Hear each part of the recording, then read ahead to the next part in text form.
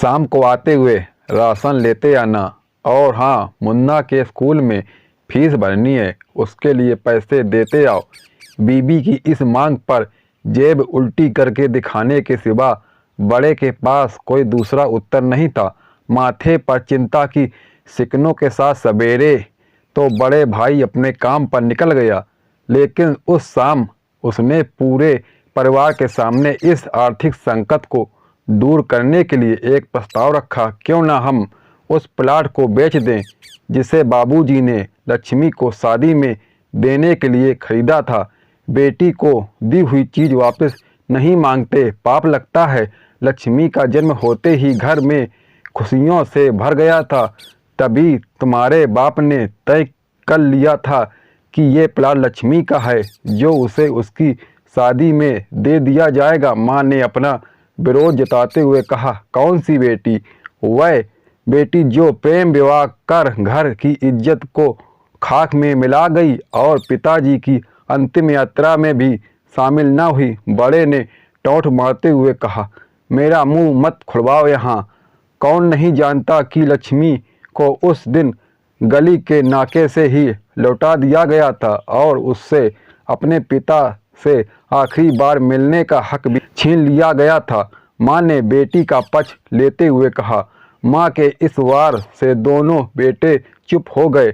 ना बड़ा बेटा कुछ बोल पाया, ना छोटा बेटा के मुंह से कोई शब्द फूटा। थोड़ी देर में शांति के बाद छोटा भाई बोला, प्लाट बेच दो तो देंगे, पर क्या लक्ष्मी कागजात पर दस्तखत करेगी? मुझे नहीं लगता वो हमारा भला सोच भी सकती है। आखिर है तो औरत जात, पुरुषों की परिस्थिति कैसे समझ पाएगी? काफ़ी वाद विवाद और सोच विचार के बाद सब इस बात पर सहमत हुए और पड़ोस के मोहल्ले की लक्ष्मी की दोस्त को बुलाकर लक्ष्मी को घर आने का न्योता दे दिया गया।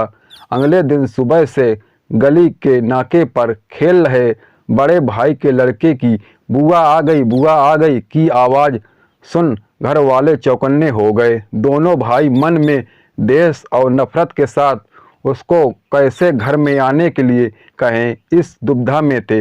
वो कहते हैं ना, ज़रूरत के वक्त गधे को भी बाप बनाना पड़ता है। उसी कहावत के हिसाब से दोनों भाई बहाने से बात करने के लिए तैयार हुए। दरवाजे पर जब बेटी और दामाद ने पूरे 7 साल बाद कदम रखा तो माँ की आंखें भर आईं और दोनों को बड़े प्यार से घर के अंदर ले आई। बेटी और दामाद भी माँ का इतना स्नेह देख भाव विभोर हो गए। शाम को साथ में बैठे बेटी दोनों बेटों और दामाद के आगे हिचकिचाते हुए माँ ने प्लाट का मुद्दा उठाया। लक्ष्मी ने थोड़ा संदेशा था कि कोई बड़ी बात होगी। लक्ष्मी उसी दिन से ये सोच रही थी कि ऐसी क्या बात हो सकती है कि जो खड़ूस भाई उसे बाप का मुंह भी दिखाने के खिलाफ थे, वो अचानक इतने कैसे पिघल गए। लेकिन अब उनको सारी बात समझ आ गई। लक्ष्मी तिरछी नज़र से पति की तरफ देखा। वो बोल पड़ा, देखिए माँ जी, शादी से पहले जो कुछ आपका था वो आपका ही रहेगा। ना उस पर मेरा या लक्ष्मी का कोई हक न था, ना है, ना भविष्य में हम मांगेंगे। इसलिए आप निश्चित होकर उस प्लाट के साथ जो करना है कीजिए। आप जहाँ कहेंगे हम वहाँ साइन कर देंगे। सुबह से अपने जीजा से नजरें चुरा रहे दोनों भाइयों ने अब अपने जीजा को अच्छे से देखा। सुबह प्लाट के कागजात पर बहन के दस्तखत लेकर काम खत्म किया जाए, यह तय हुआ। अब इस मीटिंग को खत्म कर उठ ही रहे थे कि टीवी पर अनाउंसमेंट हुआ कि आने वाले कई दिन तक देश में लॉकडाउन लगाया जा रहा है। लक्ष्मी के पति ने फोन पर बात करने के बाद कहा, अब हम क्या करेंगे लक्ष्मी? कल की बस भी रद्द हो गई और 21 दिन तक कोई बस नहीं है।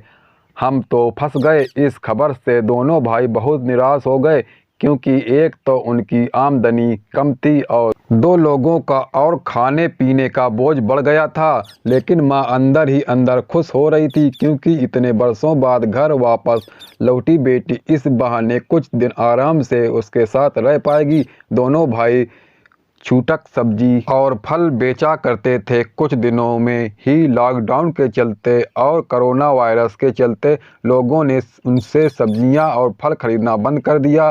पहले से खराब उनकी आर्थिक स्थिति और ज़्यादा खराब होने लगी और वह मन ही मन लक्ष्मी के कदमों को अशुभ मानने लगे। बहन और जीजा जी से उनकी यह हालत छुपी नहीं थी। लक्ष्मी के कहने पर उनके पति ने दोनों भाइयों की सब्जी और फल की रेहड़ियों पर लोहे की राड और जालियां फिट कर दी। बाजार जाकर दोनों के लिए कैप, हाथों के दस्ताने और थोक के भाव से सब्जी और फल खरीद लाए। दोनों की रेहड़ियों अच्छे से तैयार कर फल और सब्जियां ढक कर दोनों भाइयों को टोपी और दस्ताने देकर जीजा जी ने उनसे कहा, एक बार इस तरह से धंधा करके देखो, शायद आपका मुनाफा बढ़ जाए। थोड़ी आनाकानी करने के बाद दोनों भाइयों ने जीजा जी के समझाए अनुसार धंधा शुरू किया।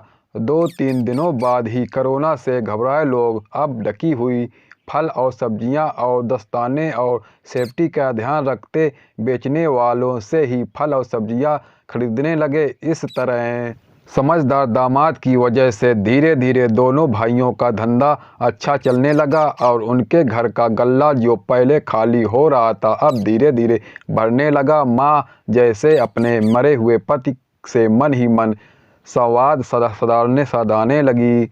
देखो जी, आपकी लक्ष्मी सच में लक्ष्मी है। उसके पाँव घर में पड़ते ही घर खुशियों से भर रहा है। दोनों भाइयों के आंखों में पहले जो गुस्सा था उसकी जगह अब सर में ले ली थी। वह मन ही मन सोचते थे, क्या गलत किया था बहन ने जो हमने उनके साथ इतना बुरा सलूक किया। शादी ही तो की थी और शादी करने से पहले हमें बताया भी तो था। हम ही जो थे उसे स्वीकार नहीं कर पाए। दोनों भाइयों के मन में दोष और नफरत धीरे धीरे स्क्वायरेटिंग हो गए। 21 दिन बाद जब दीदी और जीजा जी प्लाट के कागज पर साइन करने जाने लगे तब दोनों भाइयों ने उन्हें रोक लिया और उनसे माफ़ी मांगते हुए वो पेपर उन्हें देते हुए बोले, शादी के वक्त हमने आपको कोई तोहफा तो दूर की बात आपका हक भी नहीं दिया, लेकिन अब इस प्लाट को स्वीकार कर हमें प्रायश्चित करने का मौका तो दीजिए। सभी के आंखों में खुशी के आंसू आ गए और माँ ऊपर देखकर बोली, देखा